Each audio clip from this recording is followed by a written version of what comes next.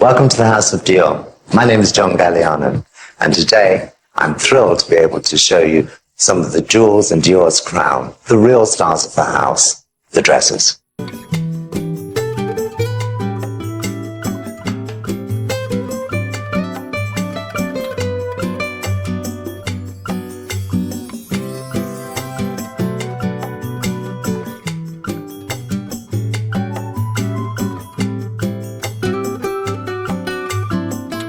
La Jolie Victoire.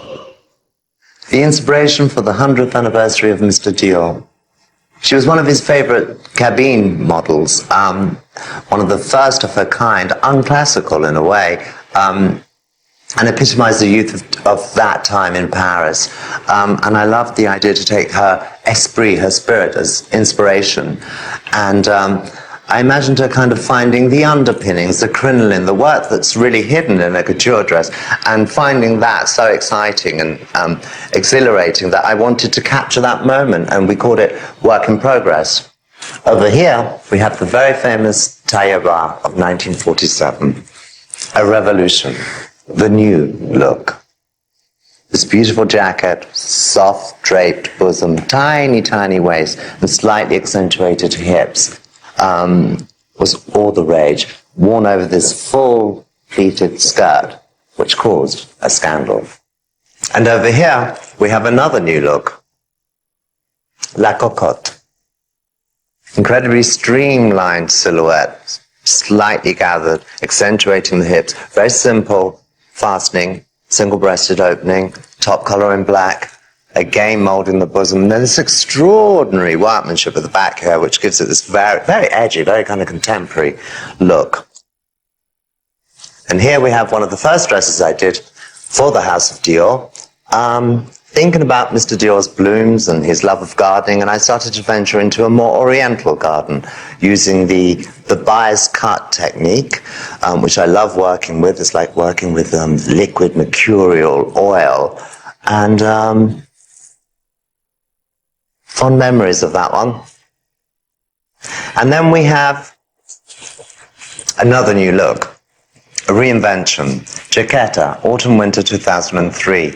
Here, I'm playing with the mix of both masculine tailoring and the very feminine fluid, and almost trying to evoke the passion, the discipline, the sound of flamenco. This was inspired by one of my research trips to Venice and Tuscany, which rekindled my passion for Renaissance art.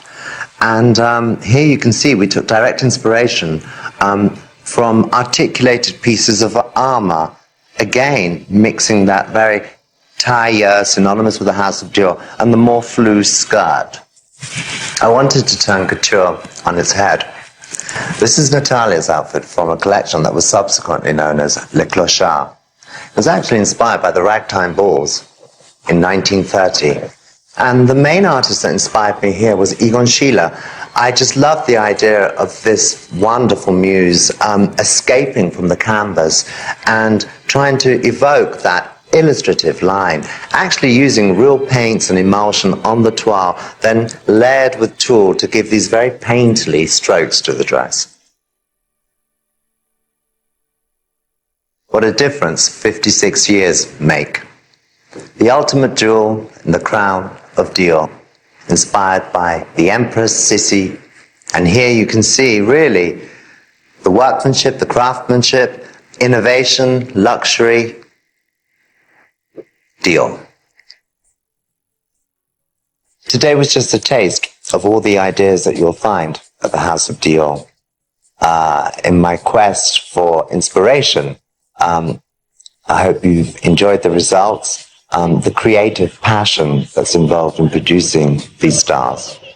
After a decade at Dior, it still feels like my very first day at this house. I'm driven and still inspired to bring back glamour and luxury to the streets and to the salons of Paris.